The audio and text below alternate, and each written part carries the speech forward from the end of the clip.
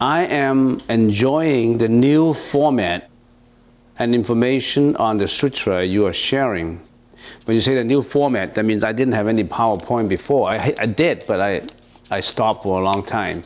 So now that I introduced the PowerPoint, maybe you're new, and then you can see clearly a PowerPoint presentation. So you enjoy the format of the PowerPoint presentation. That's good. Hope to see you every time though. It's good to say this is good, but then sometimes going to a party could be better. Well, anyway, answers.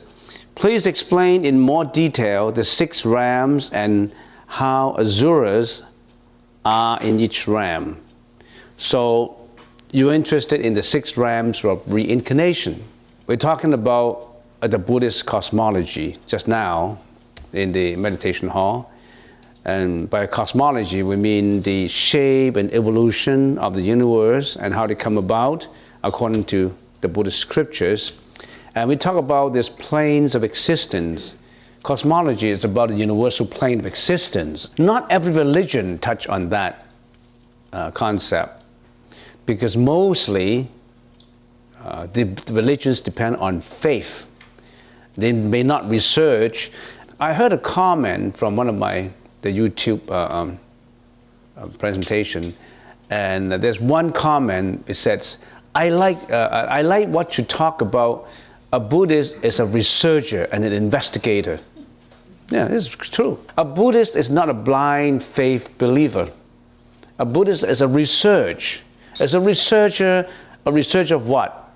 Of life. Investigator of what? About the journey. Investigate about a journey for that spiritual odyssey going to enlightenment. So we are both a researcher and an investigator. You are a researcher and an investigator. Getting back to the 6 realms now. So we are in the 3 planes of existence.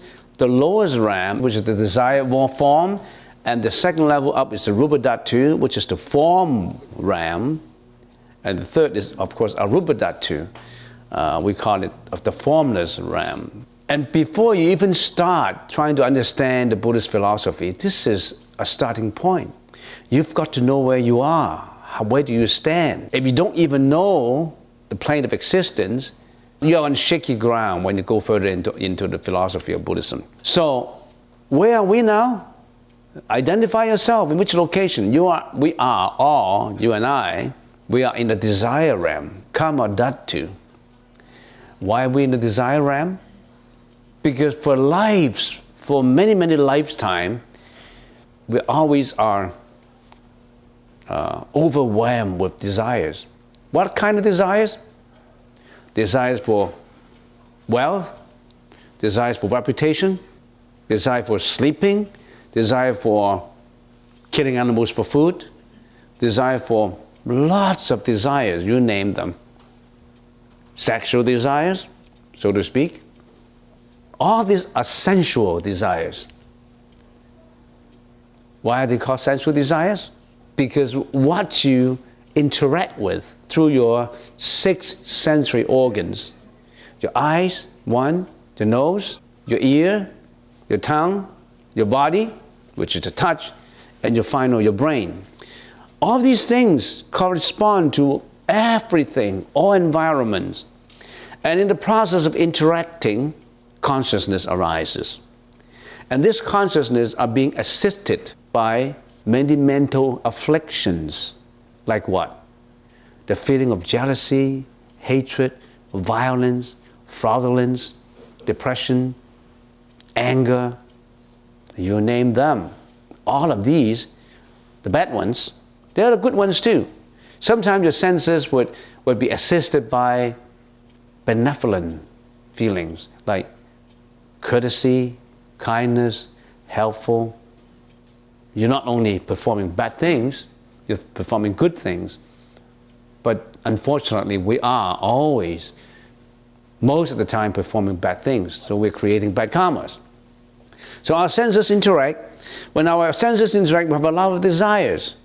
And because of these desires, then we tend to react accordingly through our behavior, through our speech, through our thoughts, in the form of volitional actions in speech. And we perform something, we bring out the karma that creates karmic energy, and this karmic energy is latent in us.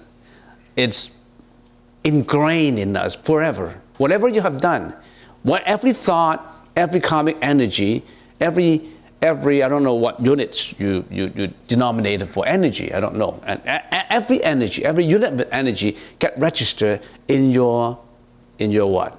In your memory, like your computer disk drive. It will never get away. Once it is registered in your memory, it will never get away.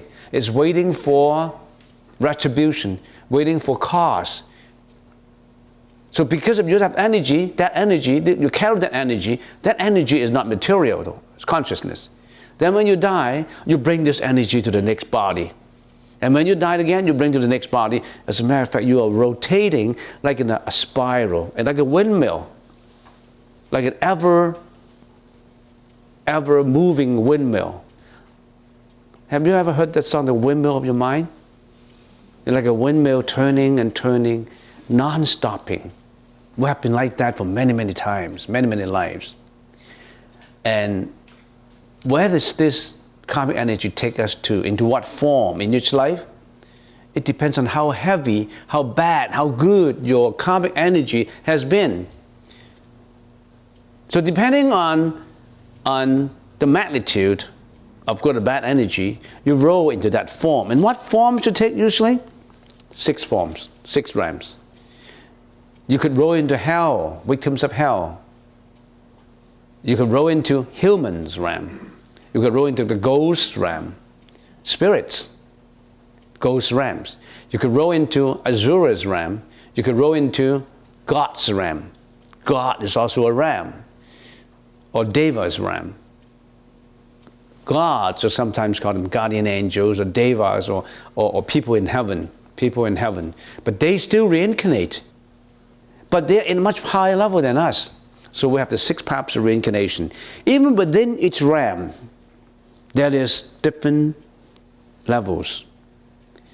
The people who are handsome, the people who are ugly, people who are beautiful, people who are not pretty, people who are unhealthy, people who have applied in life that is so vicious and so bad that they don't want to survive anymore. A lot of sufferings. So we're all in different magnitude of suffering and magnitude of happiness. What have you done in your past? Some people ask, oh, what did I do in the past? Can I know what I do in the past? You watch what you are suffering now. You watch what you've got now, then you know what you have done in the past. So these are the 6 realms of reincarnation that we always roll into. And plus there's a lot of complications. There's a lot of complications. We are all more or less related. In other words, there's no single effect without a cause. There's no effect without a cause. So in other words, the fact that you're coming here today and we're talking to each other, listening to me, maybe you and I were passengers on a ship 1 million lives ago. It is written in the scripture that for anyone who on the same boat see each other, just a nod of the head, say, oh, how are you? Say, hello. They must have met before, within the 500 lives, or talked to each other in 500 lives. You're the son of your dad, not because you don't have any reason. You've come here because you know your dad before, your mom, your wife, your husband. Hopefully your husband is not coming to get you this life. Otherwise he will divorce you, or he will have an affair that makes you so sad that you don't want to live. He may be your debtor, you may be your creditor. There are parents who have a few children and they hate one and they love the other. Why? Because they are different. They all have different relationships. They all have different businesses, unfinished businesses. Okay? And then These are the 6 realms, and you ask me how asuras are in each realm. Asuras is a name, a Sanskrit name. The Sanskrit name Asura has a few characteristics and meaning in it. One is competitive spirit. In other words, asuras are very competitive. They always want to be better than you. They always, you want to do this, I want it better. They're always ferocious. In other words, they always like to use power to subdue you, to control you. And they always want to fight. They always want suppression. These are the asuras, the characteristics of asuras. And asuras appeared in all these other 5 realms. They are classified as a separate realm just to identify it so that you understand, but they are all in the other realms. And let me give you an example. In the human realm, who are the asuras? Who were the asuras in the history of human civilization? They are those tyrant kings, bad queens who persecute people, who slaughter the whole tribe, or Hitler killed 6 million Jews. He was the asura in the human realm during that time. Or many others, or killers who committed criminal offenses, who kill people. They are competitive, they are suppressive, they want to control, they're always fighting. These are the asuras in the human realms. And if there's someone who's so violent that you always want to hurt people, he could be classified as an asura. That's in the human realms. If you've got an asura in your family, you're in trouble. The breadwinner, supposed to be the breadwinner of the family, your dad, could be a wino, beating up members of the family, always on alcohol, didn't get a good job. So finally the home is broken, the kids go to orphanages. So he is an asura of the family. But there are dads who are very responsible, who love their kids so much. They want to see through everything, want their kids to be the best. They want to give them the best. There are even asuras in the family. There are asuras in the country, there are asuras internationally. Hitler is almost like an international asura. Say, what are asuras in the animals realm? Crocodiles, lions, tigers. Certainly an elephant would not be classified as asura. Certainly a deer would not be classified as an asura. So there are asuras and non-asuras even in each realm. How about in the heaven realm, the devas? Who are the asuras? The devas, even the devas, the gods, the gods have 2 classifications. They are the good gods, and they are the gods who are always fighting with the other gods. They're called the deva asuras. The deva asuras always are fighting with the ordinary devas, trying to gain control of this desired realm. It is written in some sutras that if the asuras won, the king of the devas, then our world is in trouble. We have starvation, we have international war, we have natural disasters, because the asuras, the heavenly asuras, are in control. Then we have the worst times for humans. If the ordinary devas are in control, we have good harvest, we have good weather, we don't have natural disasters. So there are asuras in each realm. You understand now, asuras? Asuras appear in each realm, but it's classified as one distinct one so that you understand. In the Siddhagapa Sutra, there are only 5 realms. They don't mention asuras, because asuras appear in each already, so they don't even mention the 6 realms of reincarnation. They mention 5 realms of reincarnation. Can you explain the relationship about precepts, concentration, and wisdom? That is a good question. Jie, a precept. Ding, actually ding is not such concentration, it's meditation or samadhi. So we should say the relationship between precept, samadhi, S-A-M-A-D-H-I, and prajna. If we use Sanskrit, it's sila, samadhi, and prajna. If we use common English, it will be precept, meditation, and wisdom. So what is the relationship of these three perspectives, of these three columns? It takes the whole course. It takes 1 year to explain really a detailed relationship. But let's simplify it. Well, we'll have to deal with it, right? Some people may ask, after taking the three refuges, after studying Buddhism for a while, and they say, so, Buddhism is a wide door. When we walk through the door, taking the three refuges, we thought that there's a lot of things inside, yes, but there's so much that I don't know where to start. Where do I start? Do I start by crossing my legs and get my meditation done? I meditate. Do I start by that? So what's the best way to start? So sometimes I think if we apply this three-tier precept, meditation, and wisdom, the best place to start is to study the precept first. Why? Because what are we doing every day? We are creating bad karma. We are doing things that we shouldn't be doing. What things that we shouldn't be doing? We are killing, we are stealing, we are committing sexual misconduct, we are cursing, we are flattering, we have double-tonguing, we have greediness, we have jealousy, we have all these kind of things that create bad karma for us. And because I'm creating this bad karma every day, so I will suffer from it. Because according to causality, whatever bad cause I cultivate, I will get bad results, bad effects. So I don't want these bad things coming to me. That's the most urgent.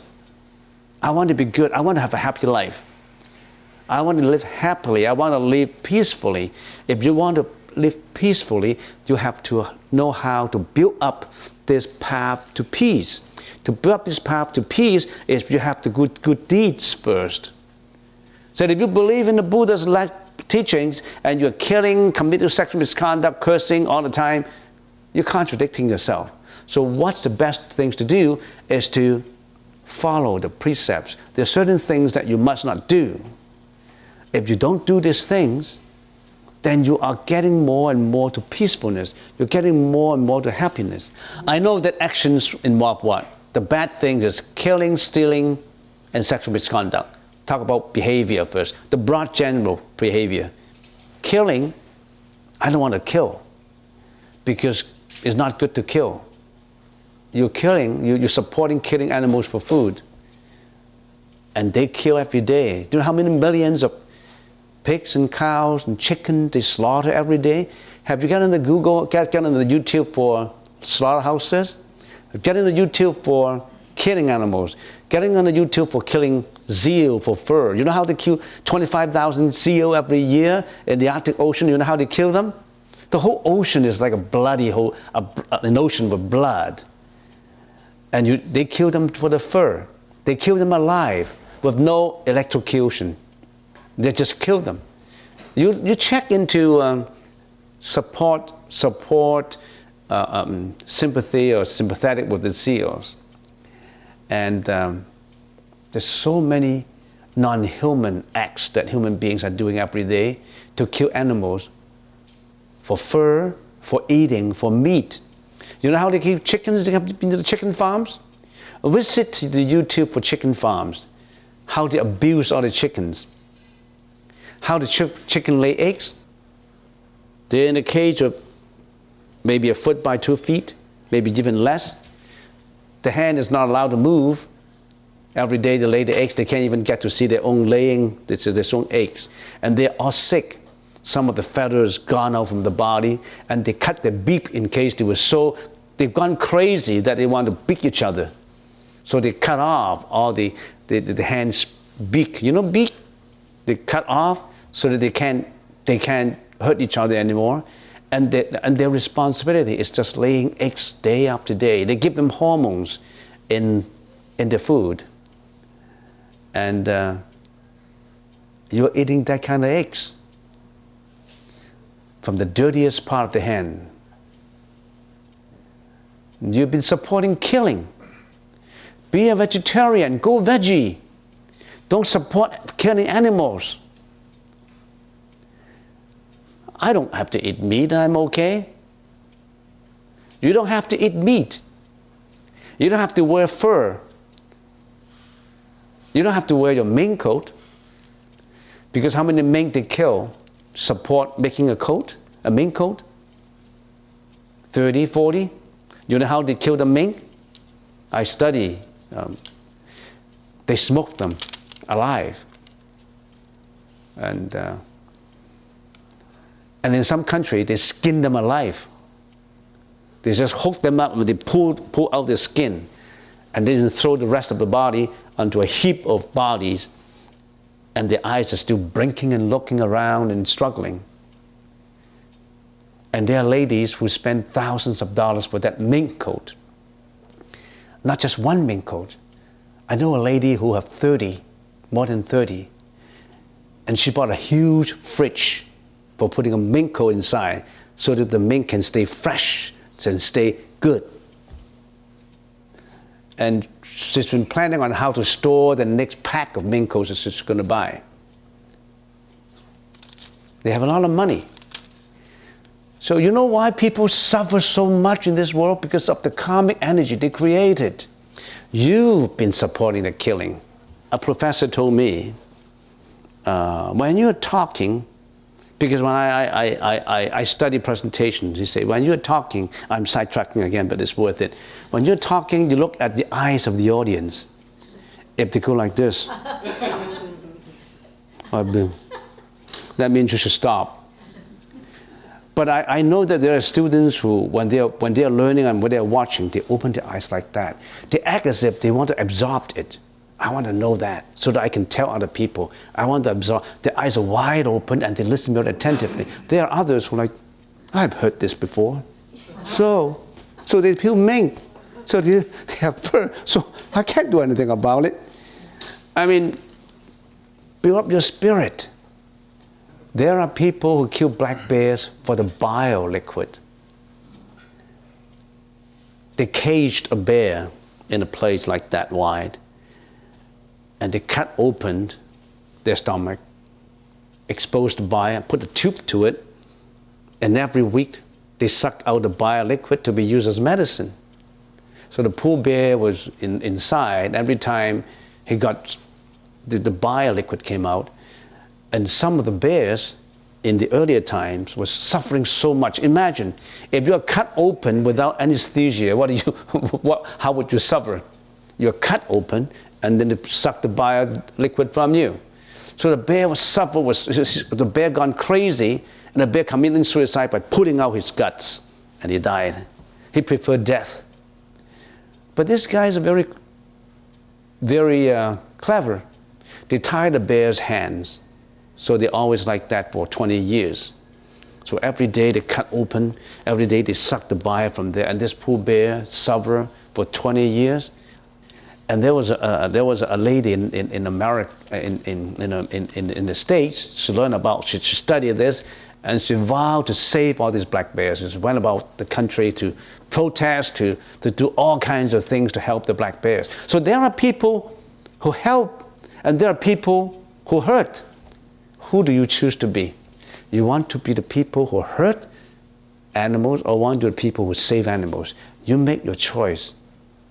You make your own destiny. You walk your path. Who do you want to be? Certainly, you don't want to be that bear. Even worse. All right, so this precept, so you have to know what you should do and what you should not do. You should abstain from killing. You should abstain from stealing. These are the precepts. I'm talking about the relationship. This relationship is you got to do good first so that you purify your karma. So that when you purify your karma, when you learn meditation, you are more peaceful. When you're more peaceful in learning meditation, you attain your wisdom. That's the relationship. The relationship is very clear. There are certain things you can do, certain things you cannot do. If you obey, if you follow and conform to the precepts, you follow the precepts, you conform to the precepts, then you purify your karma. So that's the reason why I see people here taking precepts. So you start your precepts, then internally you build up a concentration in your meditation. Then you go on to wisdom.